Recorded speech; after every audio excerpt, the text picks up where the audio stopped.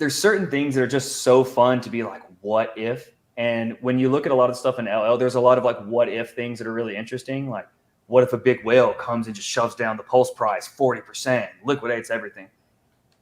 Well, one, he'd have to eat 40% slippage on the way down because he just pushed his price down. Right? I actually looked at this a little bit ago. You'd need to sell about $5 million of pulse to push the price down like 50%. So that's 100 billion pulse. There's not that many holders that have that much or are probably willing to take that risk to push it down there. So, I mean, in terms of like overall safety right now in the system is, maybe we come back down if you could get like a couple of whales to push down, to sell off a couple 100 billion, 300, 400 billion pulse over the next few weeks. But I just honestly, I'm not, it's a big risk for them right now.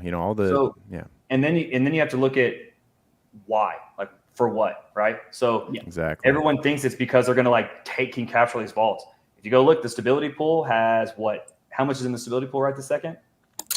Let's see here. 11 million. Okay, so there's $11 million that are in front of the market, right? So you not only have to be a player who's willing to take the risk to try to move that price down, hoping the price doesn't move back against you before it actually hits some of these liquidations. How many liquidations can you actually get? Again, you're going to get some value out of that, but you are just nuking the price on yourself there.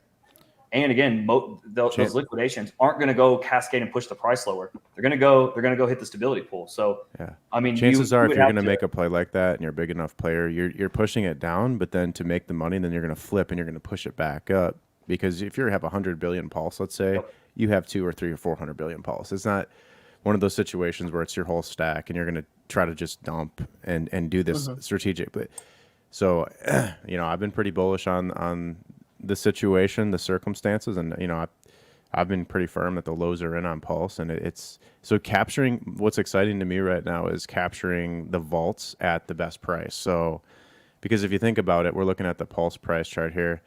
It's like who can get their vault in at the lowest price? Like, right? What is it going to be here? Is it going to be here? Because if this thing rallies, you have forever liquidity, right? At least that's my understanding of it. Well, actually, I think the way it works is you could just start it even if the price goes higher, and just pull out the collateralization ratio as if you started it at the bottom and the price went up, right? Yeah. But let's do a theoretical. Let's say you had a lot of pulse and you put it all on the line here at the lows, and you weren't going to go buy more or whatever. Then isn't that true then? But I understand that if you increase your collateral ratio as it goes higher, it's the same effect, right? Is that what you're saying? Yeah. It's like if you put in $10,000 where we're at now, and then you pulled out the 2K minimum, and then the price went up, I don't know, a couple X's. Let's say you have $50,000, you're at the same collateralization ratios. But if you had that pulse through that run, you could throw that 50K in and still get that 2K out. And it would be the same risk as if you started it now and waited for the run up. Yeah, that makes me realize that there's going to be additional buy pressure put into the chart now, because there will be those people that just continually buy pulse to feed their vault. There's a couple of things there that are, one, you guys nailed most of that 100%.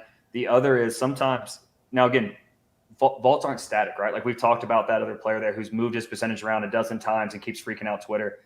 But on that is you're able to capture extra gains because of whatever the exposure is or whatever you're doing with the USDL on the way around. And so again, if you're catching that accumulation, and this is something that I think is really important for Hex players, it's important for Hedron.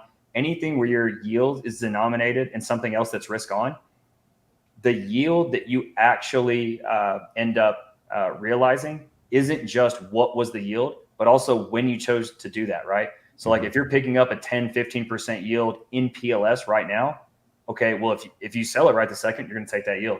But if you hold it and that chart goes up, then like your realized gain over that time frame could be substantially higher because you're going to take price exposure on that as well. So if you're opening a vault at these levels, again, thinking that you have asymmetric risk, your accumulation of whatever it is now, again, if it's risk on, depending on how you're valuing these things, like now you got exposure to the chart on the way up.